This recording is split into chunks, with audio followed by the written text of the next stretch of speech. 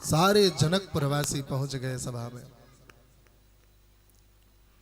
जनक जी महाराज ने देखा कि बहुत भीड़ हो गई है, तो अपने सभी सेवकों को, सभी मंत्रियों को बुलाया और बुला करके कहा, जाओ सबको उचित उचित आसन प्रदान करो। कही मृदु बचन विनीत तिन्ह बैठा रे नर नारी। अच्छा, किसी को डांट कर नहीं बैठाते। यहां कहां आ गए, पीछे चलो, डांटते नहीं, मीठे मीठे भाषा। अरे भैया यहां नहीं, यहां नहीं, आप यहां चलिए, यहां बैठिए। कही मृदु वचन विनीत दिन बैठा रे नर नारी। उत्तम मध्यम नीच लघु निज निज धन अनुहार।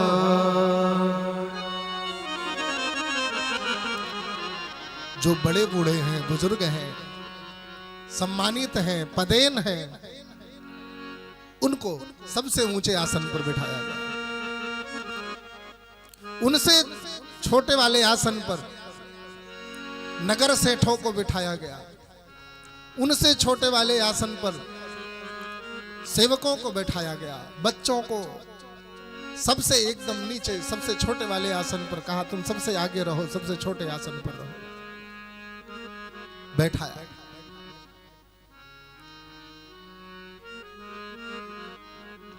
किसी ने पूछा, इतना भीड़ आखिर जनकपुर की सभा में हुआ कैसे?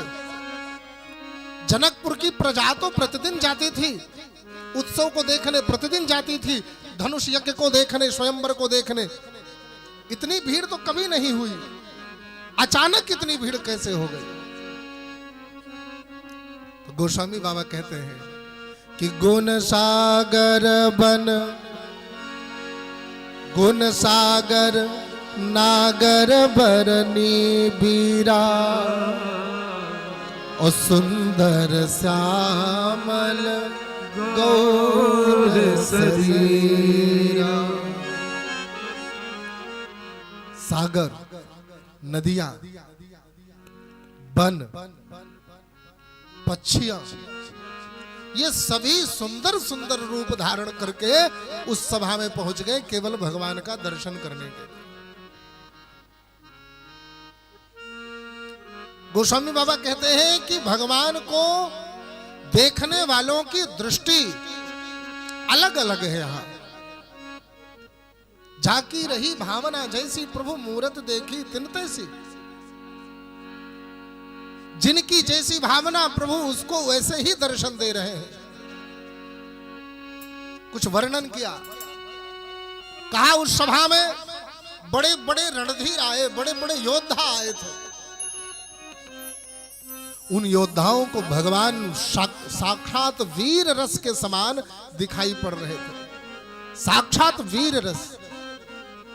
देख ही रूप महारन धीरा, मनहु वीर रस धरे शरीर। और वहीं पर जो कुटिल राजा थे, डरे कुटिल नृप प्रभु ही निहारी। डर गए, और डरे हैं एकदम भगवान को देख करके। कैसे? मनहु भयानक मूर्ति भारी। पाप पुण्य को देखकर सदैव भयातुर हो जाता है, भयभीत हो जाता है। पाप पुण्य को देख करके साधारण नहीं रह सकता, पाप पुण्य को देख करके सहज नहीं रह सकता। जो कुटिल होगा उसको स्वच्छ हृदय वाला व्यक्ति कदापि मन को नहीं भाएगा। उस कुटिल को, स्वच्छ हृदय वाले को देखकर डर अवश्य लगेगा। क्यों? कहीं ये हमारी पोल न खोल दे। मनहु भयानक मूर्ति भारी। ऐसी भयानक मूर्ति लगती है राम जी की कि मानो अभी हमारे ऊपर गिर पड़ेंगे तो हम सब यहीं दब करके रह जाएंगे। परम पूज्य गुरुदेव भगवान कहते हैं महाराज वहीं पर जो राक्षस लोग थे, जो असुर लोग थे, रहे असुर छल छोनि पवेशा, तिन्ह प्रभु प्रगट काल सम देखा। सोचिए, राम जी तो एक ही हैं और उसी सभा में है, उसी सभा में सभी लोग हैं। तीन लोगों को भगवान तीन प्रकार से दिखाई पड़ते हैं। बड़े बड़े योद्धाओं को भगवान वीर रस के स्वरूप में दिखाई पड़ते हैं और कुटिल राजाओं को भगवान भयानक मूर्ति के स्वरूप में दिखाई पड़ते हैं। और वही राक्षसों को, जो राक्षस आए थे रूप बदल करके, वेश बदल करके, उन राक्षसों को भगवान काल के समान दिखाई पड़ते हैं। तिन्ह प्रभु प्रगट काल सम देखा, साक्षात काल आ गया हो, ऐसे काल के समान भगवान का दर्शन किया है, काल के समान भगवान को देखा है। सभी भयभीत हो गए, डर गए। लेकिन वहीं पर आहा, पुरवासी दे खेदो भाई, पुरवासी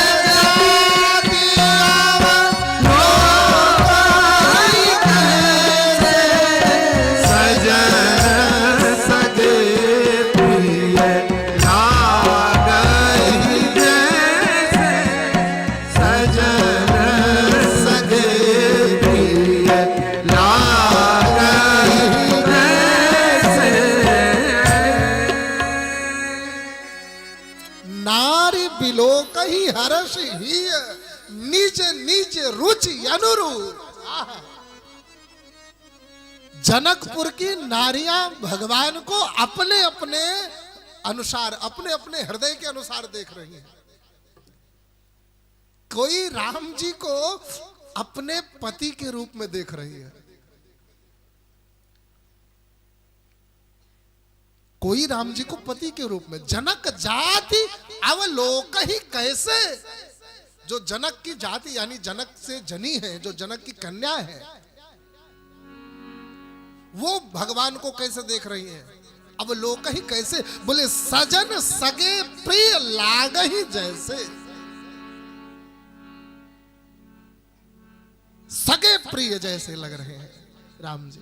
और यहीं पर जो उनकी बहनें हैं वो भगवान को कैसे देख रही हैं, जो सखियां हैं वो भगवान को कैसे देख रही हैं, वो बहनोई के रूप में भगवान को देख रही है। महाराज जो उनकी चाची दादी काकी हैं वो सब शिशु पुत्र के रूप में देख रही हैं। बोले जन सोहत श्रृंगार धरी मूर्ति परम अनूप। और जनक जी महाराज और जनक जी की पत्नी सुनैना मैया, ये दोनों राम जी का अवलोकन कर रही हैं। आहा, बाबा कहते हैं कि सहित बिलोका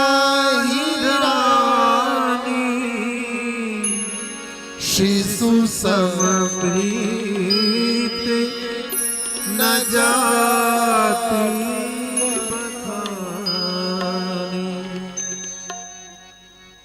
और जो योगी लोग थे उनको ऐसा लग रहा था जैसे आज परम तत्व प्राप्त हो गया। जोगिन है परम तत्वमय भाषा, उनको आभास हुआ कि हमें परम तत्व की प्राप्ति हो गई, अब और कुछ नहीं चाहिए। राम मिल गया, राम का दर्शन मिल गया, राम का साथ मिल गया, राम का स्पर्श मिल गया। अब इससे अधिक और कुछ चाहिए ही नहीं हमको। आहा